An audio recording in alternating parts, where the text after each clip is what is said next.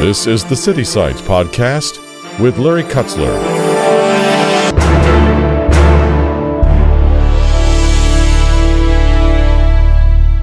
When we think about the evolution of cities, they've clearly changed and developed their roles at different periods in history. In the past, we thought a successful city was a city that had lots of office jobs in the center, lots of suburban housing on the fringes, and had a nice set of facilities, services, and public space. And of course, all of those things remain important. But the impact of digitization, of decarbonization, and of population growth, when trying to produce cities that are cleaner, greener, and more compact, cities are becoming places where transitions to new platforms and new technologies are occurring. One of the unexpected impacts of the use of digital platforms in the way people work, the way they consume, and the way they travel, of course, is that our cities are starting to feel a bit different. You'll see many more delivery vans in the middle of the day, trains and buses that are less full than they used to be. Offices are reinventing themselves so that they become places of fun and creativity. So when we talk about agile land uses, we mean that there's a new mixed use approach in the way that land and buildings are used within our cities. So our city centers will not simply be office districts, they'll be multi-purpose experience districts.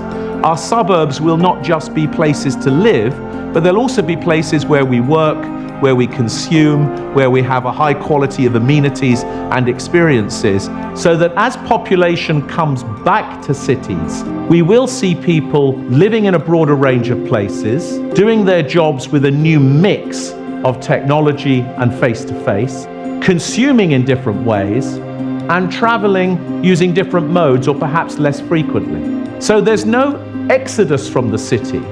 There's rather the city taking a new shape and a new form. Truth is under attack, and opinion is winning the war. Opinions are now the new truth, and we honor whatever is said. However, God's Word is the only truth that's real. Opinions come and go, but God's Word remains with us forever. Thanks for joining us. It is true. Our cities are changing. Everywhere you look, this trend of residential complexes, along with entertainment and restaurants, all in the same complex, is a new trend in living opportunities. In one suburb, for example, they are building a hotel with apartments, a high-end grocery store, all right in the middle of the shopping mall. Things are changing. With more people working from home, downtown buildings are empty, and landlords are having to get creative in what they do with all the empty space. Our society is evolving into a new world of density, new working spaces along with lifestyles of travel and experience. So, with all the changes we are seeing, how do we do ministry in a changing world? Are the churches in the urban communities thinking about these changes, and how will it impact what they do in their communities? Well, today I sit down with an urban pastor and talk about urban ministry. We will be doing a series of podcasts on the urban community, and my guest is Pastor Walt McFadden from City View Church in urban South Minneapolis.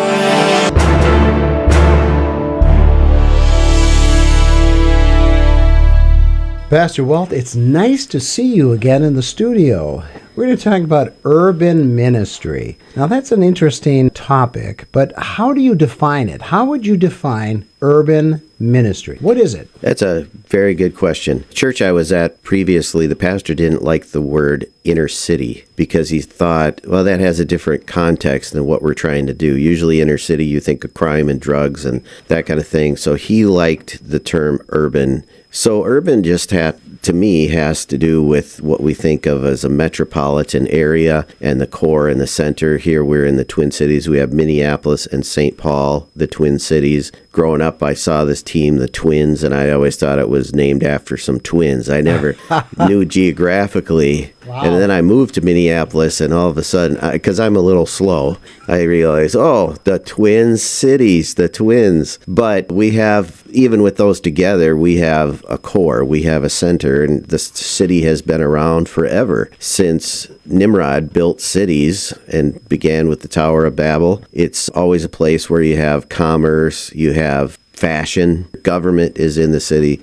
So it's all of those things together, but it, to me, is a place. It's a location. Well, outstate, which is outside of the metropolitan, the 7-county metropolitan area, it's different. I mean, it's just different. It doesn't have the multiple cultures. People are more alike one another than they aren't. And here in an urban community, you've got people from all over the world living next door to you, and so you got automatically cultural differences, which makes it unique, right? Exactly.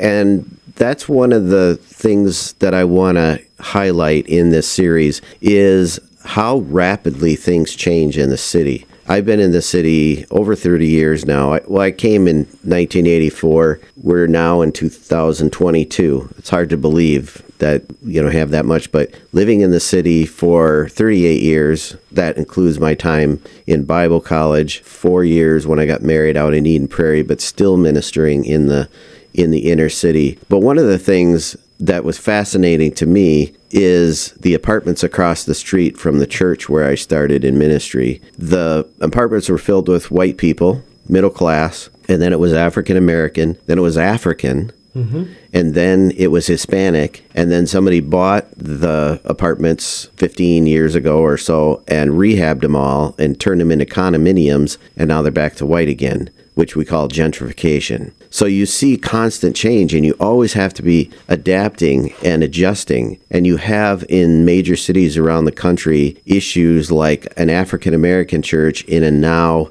Hispanic community. Do you stay? Do you move? What are you supposed to do? You have white congregations, particularly older white congregations in multi-ethnic communities. Do you stay or do you go? In the Twin Cities, we've had scores of churches. I was told when I first started ministry that 40 churches had left the Twin Cities. I'm sure it's in the hundreds now after all these years. And I think they're dying faster than ever. They're just, every time you turn around, there's a church closing. And even finding out, well, I didn't know there was a church there or that building was used for a church. But there's so much rapid change happening in the church. And so many people don't go to church anymore. But the urban center is vital to the health of the church in the future in America. Well, I would agree with that. I put down a couple of bullet points, and I'll read through them, and then you can comment. But it fits right in with what you're saying, that's constantly moving in the urban community. And here are some of the reasons.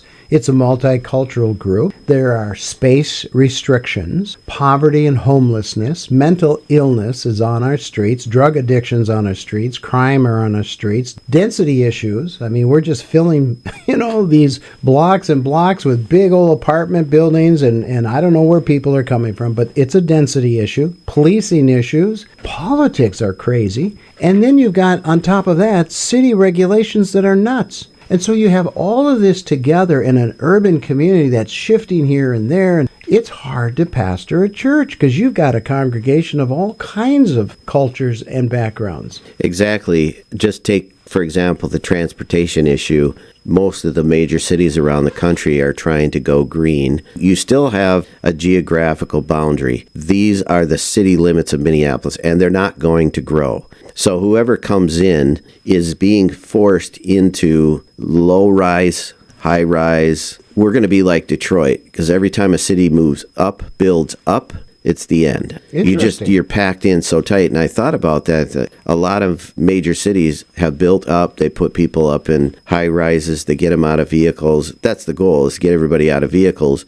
The problem in our city is you want everybody out of vehicles and on the trains, but you don't have enough police to watch the trains. And so then it makes the city undesirable. And immediately after the riots of 2019, scores of people moved out of the city. I went to what we might term a bedroom community, a town about 45 minutes away from the cities. And I was out there to look at something, and I talked to some guy, and he said there's only one house for sale in the entire city of 15,000 people because so many people from the Twin Cities moved out. We also have the fact that people can work from home. So I was talking with the pastor yesterday. So we lost key families just in the last year because they don't have to go back to work after the pandemic. And they're saying, we don't want to raise our kids in here. We don't want them on the trains, and we don't want them packed together all tight. We need a yard. So it's just so many dynamics, but they're changing faster than I've ever seen before. And isn't that what the Bible talks about, where Daniel says knowledge is going to increase? We're just going to get more and more and more knowledge.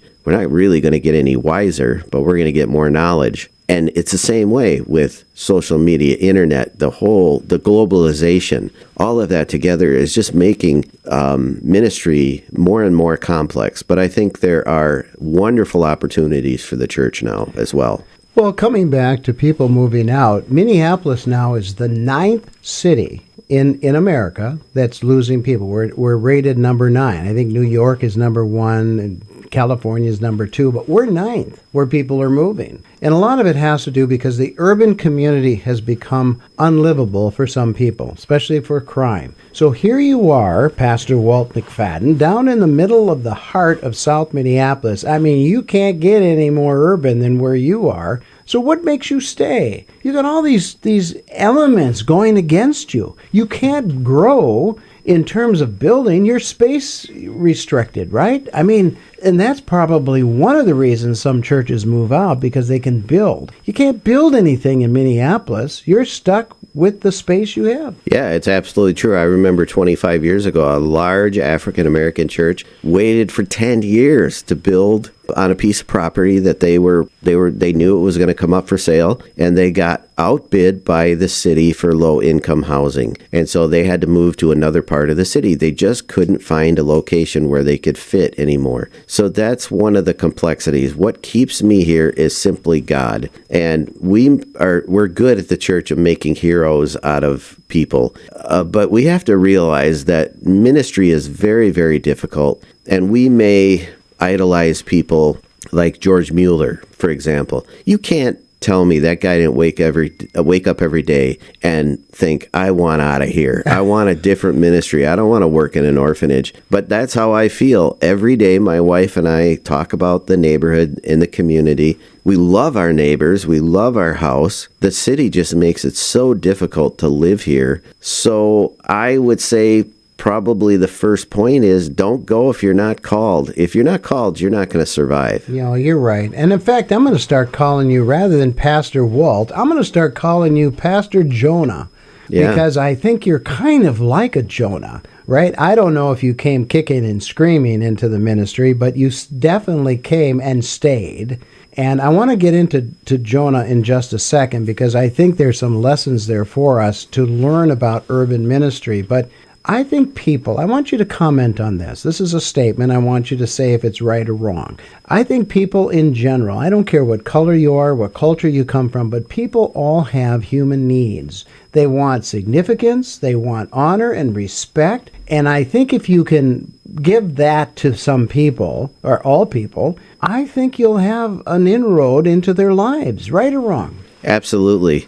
Everybody wants community. There's people everywhere that move out, but we all have there are people everywhere that want to isolate. They want to live in a trailer in the middle of the woods. That's fine, but that's the exception. The rule is most people want community, and the church can do that better than any other organization. But I think every one of those things that you mentioned are human needs that every human being desires. Everybody wants to make enough money to be comfortable. Everybody wants to have safety, security. They want to have a good job. They want to have a little bit of leisure time and fun. People are the same. Well, and I think that's where, you can bridge those cultural gaps simply by appealing to their human need.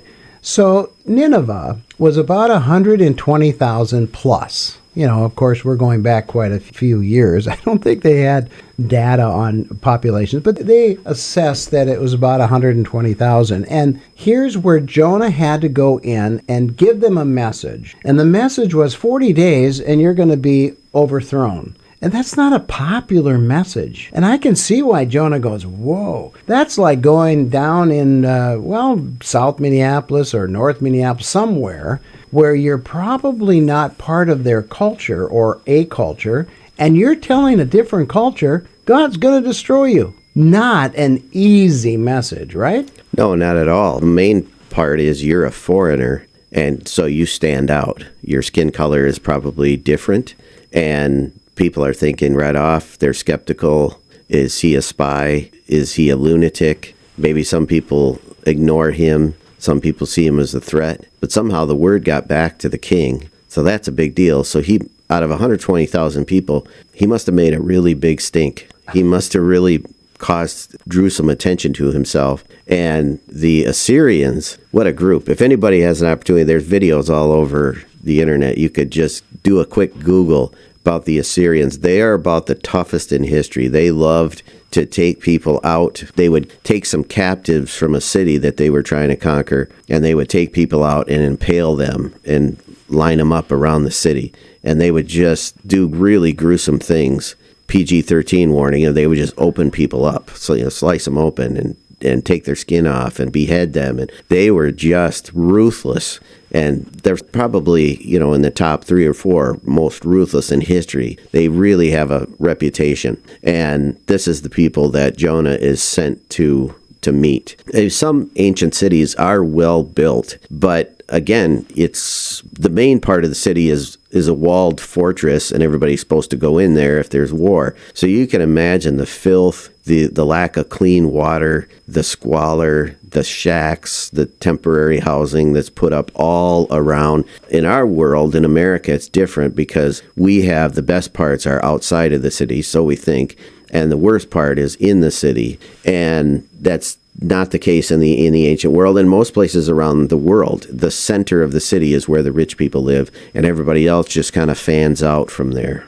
That's very true. And yet we are seeing under gentrification, that's happening, right? More of the center of the city, the downtown area and just surrounding is becoming more suburban, if we want to use that term. I call you Pastor Jonah, Pastor Walt, because your message is not easy. I don't think you're an easy preacher. Not that you don't have a good message, but it's not pablum. It's not an easy, we'll just kind of be peaceable and all of that. You preach the word, a lot like Jonah did. And here's something interesting. The director of the Minnesota Adult and Teen Challenge in Brainerd, he's got a really nice program up there. He said, the harder you preach to these ex-addicts, the better they like it.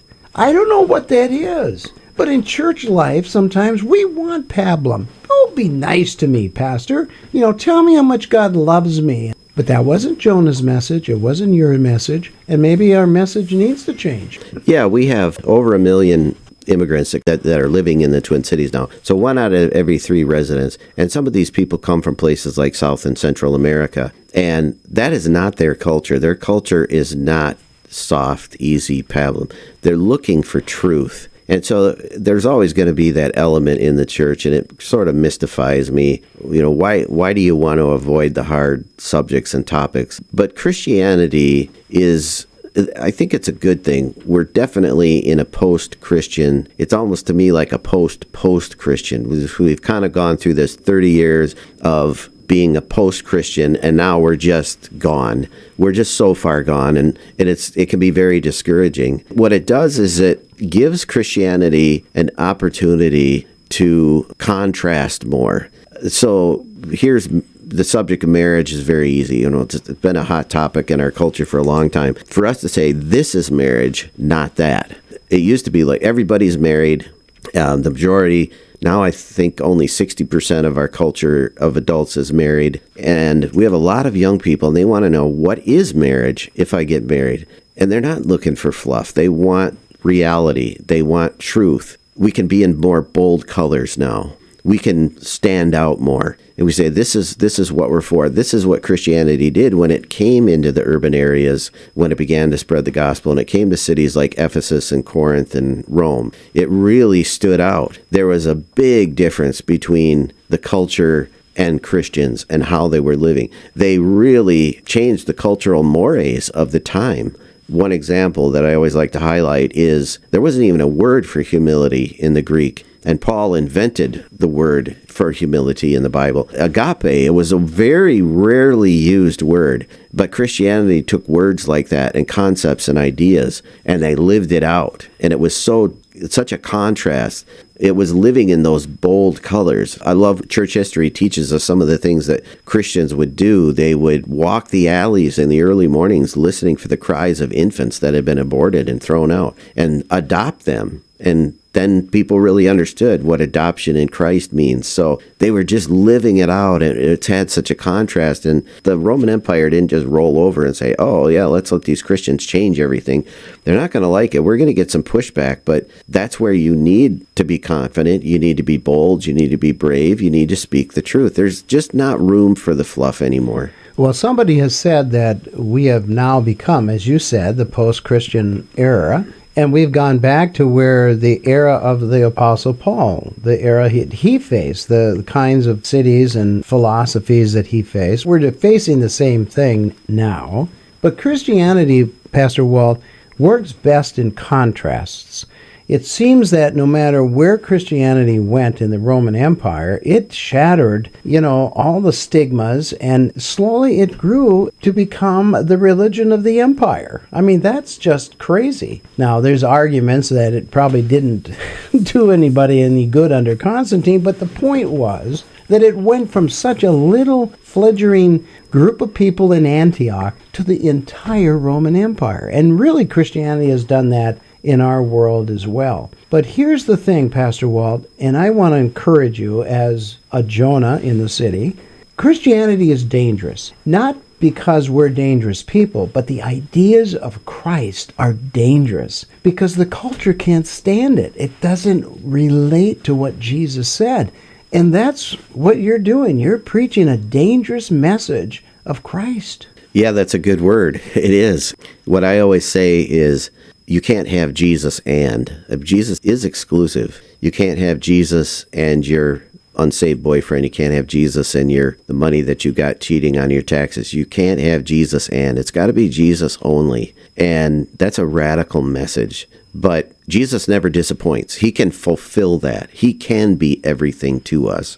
But that's what the church needs, is to get out of this nonsense of the prosperity gospel and the health and wealth and all of those kinds of things, because that is not where people are at. That's not reality. And I was just going to mention this in my sermon coming up on Sunday. It mystifies me that people continue to go to these kind of churches and they never get rich and they're never healthy and they're never free of trials. I guess they want to escape from reality, but Jesus faced reality, and the reality was there are sick people, there are people in trials, there are poor people everywhere. And Jesus dove into that with things like healing people who are sick. And that's part of the church. And where's the power to heal? He talked about how God had chosen the poor to inherit the kingdom of God. Jesus never shied away from those difficult subjects and topics, and neither should we. Well, Pastor Walt, when you and I were coming up in the church, deep, darkest areas of Africa were the mission field. It's no longer the mission field. You know where the mission field is? In our cities. And in Europe, I just came back from Europe. I'm telling you, it's dark, but they're hungry. You could tell that there are in Europe people who are looking for something, and that's where Christianity spread, from Macedonia into Europe and then over here. But our missionary field is now the cities of the world. It's not the dark jungles of wherever. It's in our cities, and we have got to learn how to do urban ministry effectively. What do you say? That's exactly right. And the biggest thing is the church has to switch from a church attendance, church growth model to a discipleship model. They have to switch from a build our church to build the kingdom model. Yesterday, when I was with this group of pastors from the neighborhood praying, everybody's growing and everybody's finances are stronger. And we're all in different neighborhoods. In Minneapolis, like a lot of other cities, we have specific neighborhoods. So our church is in the central neighborhood, and then there's another church in Powderhorn and another one in Corcoran. And I thought, man, this is a picture of what the church should be. It shouldn't be this one big mega church and everybody else is struggling around and everybody goes there because they like the speaker. They should be in a church because we have a commitment to this community and we want to serve this community. We want to reach it. That's kingdom-minded. So the sharing of resources, the fact that we're not in competition with one another. We prayed yesterday for other pastors' churches to grow so that they could stop. They didn't have to work outside of church anymore. We prayed for other churches that are struggling. It's good when other churches are being blessed and they're growing. So those are some of the things that we'll talk about coming up in the podcast, is just changing the whole mentality. You know, Pastor Walt, I attended a community meeting last night of the police and HUD and a whole bunch of other city officials on a shooting we had in my neighborhood. A house got shot up, about 17 bullets going into this house. So we talked about it. And I realized, listening to everybody, there's no hope. There's no hope. Their hope is in the new police chief that they've got coming in. But not one ever mentioned that we need partnerships with the church. And that's critical. That's critical for the police and for, the councilmen. They've totally left the church out, and they don't realize pastors are praying in their communities for health and growth, because the more Christians, or the more that the message of the gospel gets into their communities, that's where they're going to stop the gun violence. Absolutely. And most of my church lives in the neighborhood, at least lives in the Twin Cities. So we have a vested interest in it, and we are going to get involved. One of the things that I talked about in last week's sermon is Jesus gave us the Great Commission, go into Jerusalem, Judea, Samaria, the uttermost parts of the earth. And I said, we're doing the Jerusalem and the Judea. We're doing the uttermost parts of the earth through our World Missions Program. We're missing the Samaria. We're missing these different ethnic groups. And politics is mainly responsible for this. It's just dividing us all into different groups. But at the end of the day, it goes back to what you said earlier in the podcast. We all have the same desire and need. We want to live in a community where our kids are safe, where we can walk to the store and not get robbed, where we have community with one another, just like they do elsewhere. I'm reading a book called Urban Spirituality, and it's a woman who lives in Sydney, Australia, and she moved from the suburbs into Sydney. I've never been to Sydney, I don't know, but it sounds like they have the same kind of crime issues that we have. And she's talking about all the wonderful things of the city, of the community, and of the variety. And I think that young people want that. They want the diversity. And the church hasn't been good about that. The church has been skeptical. The church has been fearful. That's not the gospel. The gospel is we're fearless and we're brave and we're going to engage in wherever we're at. And we're going to think about our communities and make our communities better. Well, that's a key thought that we'll end on, Pastor Walt, that the young people want diversity, and our churches have to have diversity. It has to show that Christ is for everyone, and we need everyone. So your church is City View Church in South Minneapolis. Tell us a little bit about what people can find, or what would they find if they walked in on Sunday morning? Well, they'll find an ethnically diverse church, not as diverse as we want to be, but we have a good representation of the community. We meet at 10:30 on Sunday mornings on the corner of 4th Avenue South and 31st Street in South Minneapolis. Our website is cvcmpls.org. We are bringing a bold statement about Christ. He's our only hope to face the darkness in our day. Thanks for joining us for the City Sites Podcast.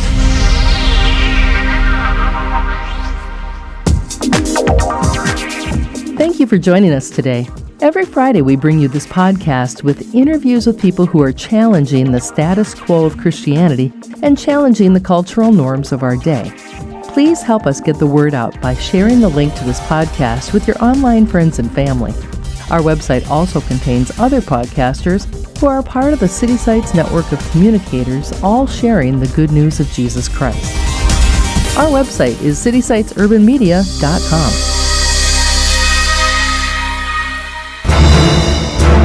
This is the City Sites Podcast Network.